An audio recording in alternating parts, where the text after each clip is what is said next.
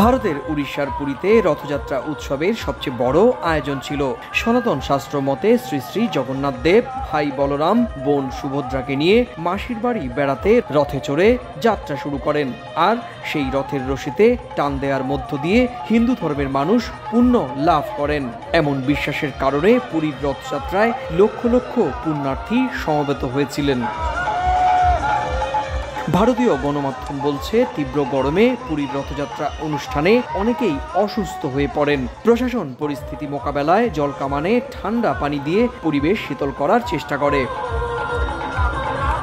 পশ্চিমবঙ্গের দীঘা সমুদ্র সৈকতে এবার থেকে রথযাত্রা উৎসবের সূচনা করেন মমতা বন্দ্যোপাধ্যায়। শুক্রবার দুপুরে রথের রশিতে টান দিয়ে রথযাত্রার আনুষ্ঠানিক উদ্বোধন করেছেন তিনি। এর আগে স্বর্ণের ঝাড়ু দিয়ে রাস্তা পরিষ্কার করতেও দেখা গিয়েছে তাকে।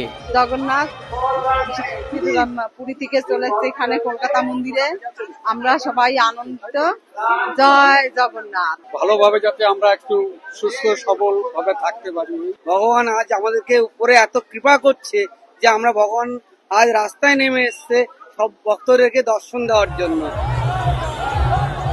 এদিকে গুজরাটের আহমেদাবাদে রথযাত্রা অনুষ্ঠানে যোগ দিতে নিয়ে আসা বেশ কয়েকটি হাতির মধ্যে একটি হাতি দলছুট হয়ে দৌড়তে শুরু করলে ভয় পেয়ে অনেকে রাস্তায় পড়ে আহত হয়েছেন।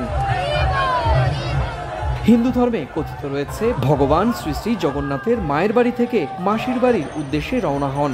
7 দিন পর আবার উল্টো রথে নিজের গৃহে ফিরে আসেন। সুব্রত আচার্য, সময় সংবাদ, ভারত।